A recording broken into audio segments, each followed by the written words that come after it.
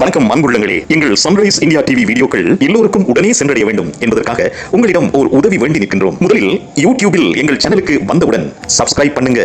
அதற்கு பக்கத்தில் இருக்கும் பெல் ஐகான் பட்டனை கிளிக் பண்ணி ஆல், அதாவது ALL என்பதை தெரிவு செய்யுங்கள். அப்போதுதான் ஒவ்வொரு புதிய வீடியோவும் உங்களை நாடி வரும், அதாவது உங்களுக்கு நோட்டிபிகேஷன் வரும். அதே மாதிரி உங்கள் YouTube app settings notification turn on பண்ணியிருக்கா என கன்ஃபார்ம் பண்ணுங்க, இல்லாட்டி நோட்டிபிகேஷன் வராது. இன்னொரு முக்கிய விடயம், நீங்கள் ஒவ்வொரு வீடியோவுக்கும் லைக் கமெண்ட் பண்ணினால் யூடியூப் நம்ம வீடியோவை அதிகமாக புஷ் பண்ணும். அதனாலே நோட்டிபிகேஷன் எல்லோருக்கும் சென்று சேரும். ஆகவே உங்க சப்போர்ட் தான் எனக்கு ரொம்ப ரொம்ப முக்கியம். இதே மாதிரி தொடர்ந்து நம்முடன் பயணம் செய்யுங்கள். உங்கள் ஒத்துழைப்பே எங்கள் சேவை.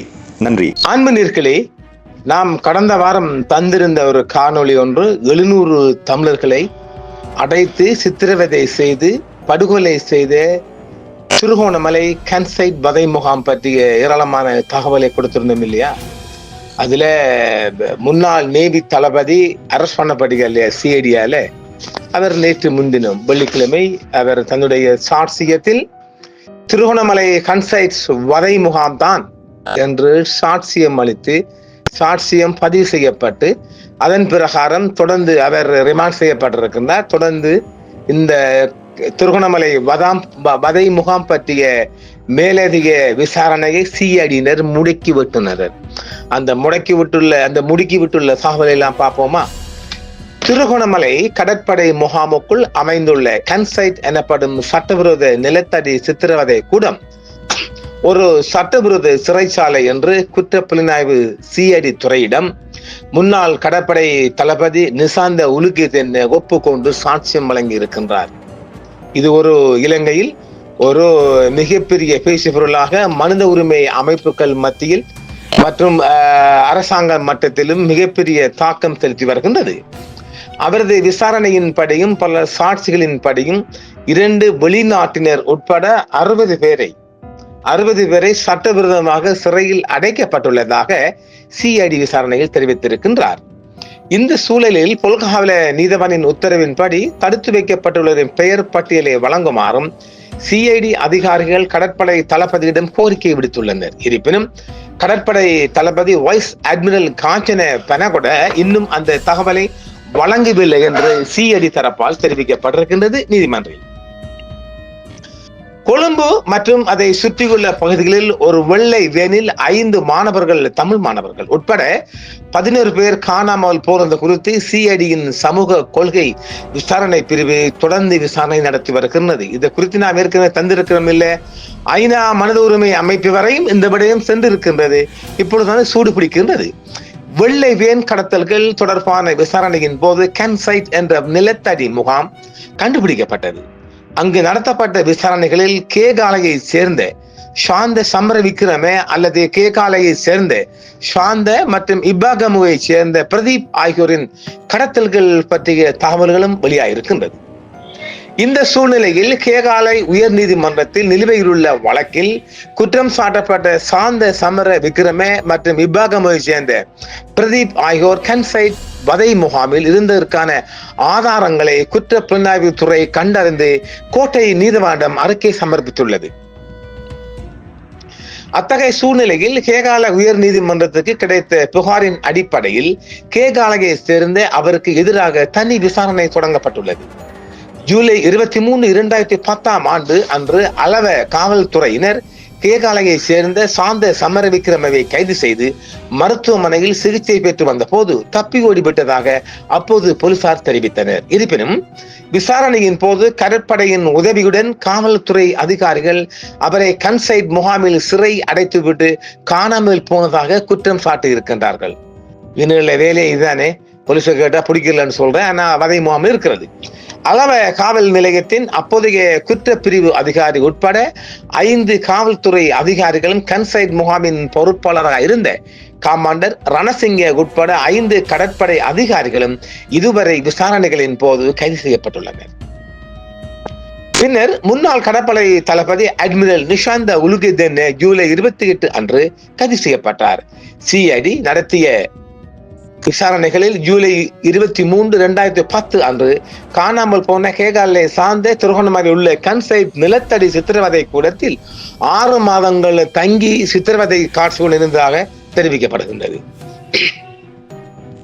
அதன்படி அக்டோபர் 1, 2010 முதல் 2013 வரை 3 ஆண்டு காடுகள் கடற்படை புலனாய்வு இயக்குநராக பணியாற்றிய முன்னாள் கடற்படை தளபதி நிசாந்த உலுகெதென்னவை சிஐடி விசாரித்தது. இந்த காலகட்டத்தில் முன்னாள் கடற்படை தளபதி நிசாந்த உலுகெதென்ன சிஐடியால் விசாரிக்கப்பட்ட போது அக்டோபர் 1, 2010 ஆண்டு புலனாய்வு இயக்குநராக பொறுப்பேற்ற பிறகு அப்போதைய கடற்படை தளபதி சோமதிலக திசநாயக்கவின் எழுத்துப்பூர்வ அனுமதியுடன் கன்சைட் முகாமுக்கு சென்றதாக கூறினார்.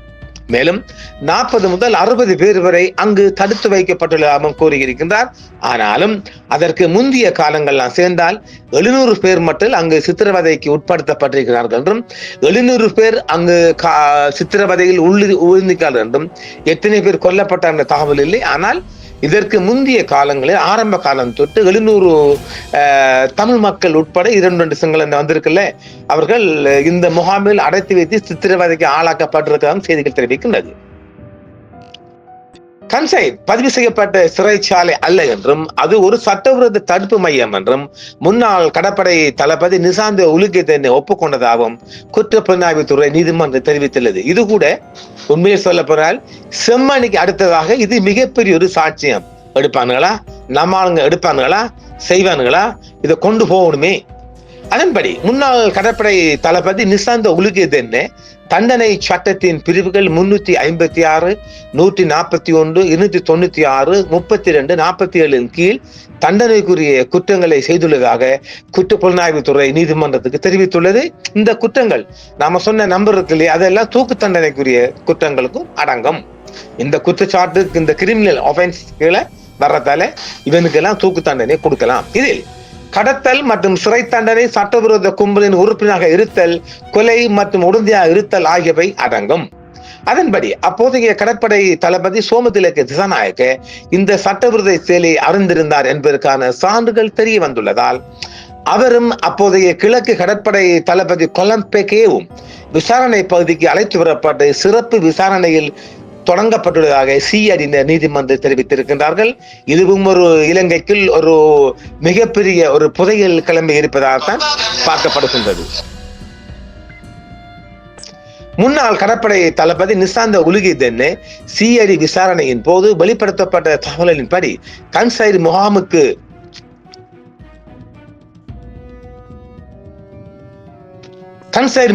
செல்லவிருந்த போது அங்கு சிறப்பு புலனாய்வு பிரிவு என்ற பிரிவு இயங்கி வந்ததாகவும் அது கடற்படை புலனாய்வு பிரிவால் இயக்கப்படும் பிரிவு அல்ல என்றும் தெரிவித்திருக்கின்றார்.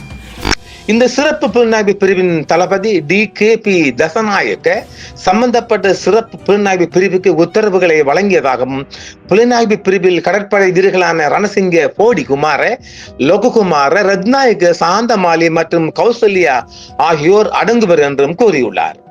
சிறப்பு புலனாய்வு பிரிவு கலைக்கப்பட்டதாக திரு நிசாந்த உலுகெதென்ன பின்னர் கூறியுள்ளார்.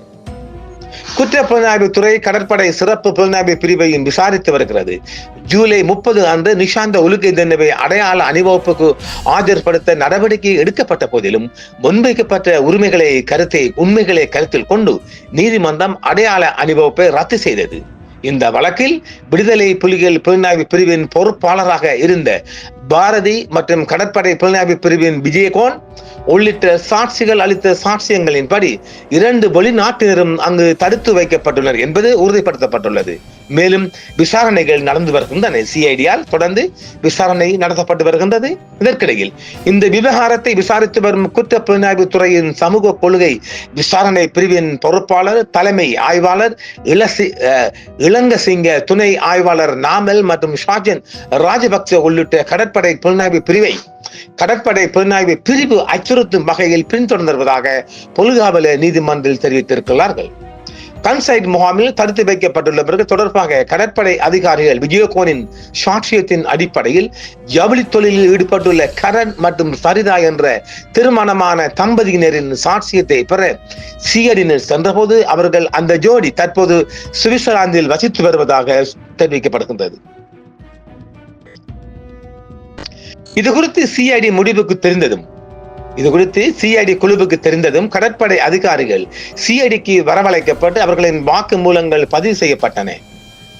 இந்த நேரத்தில் காங்கசந்துறை பகுதிக்கு பொறுப்பான கடற்படை புலனாய்வு பிரிவு அதிகாரி லெப்டினன்ட் கமாண்டர் ரூபசிங்கே சிஐடி குழுவை தங்களை தொடர்வதாக அச்சுறுத்தல் வந்ததாம் தெரிவித்திருக்கின்றார்.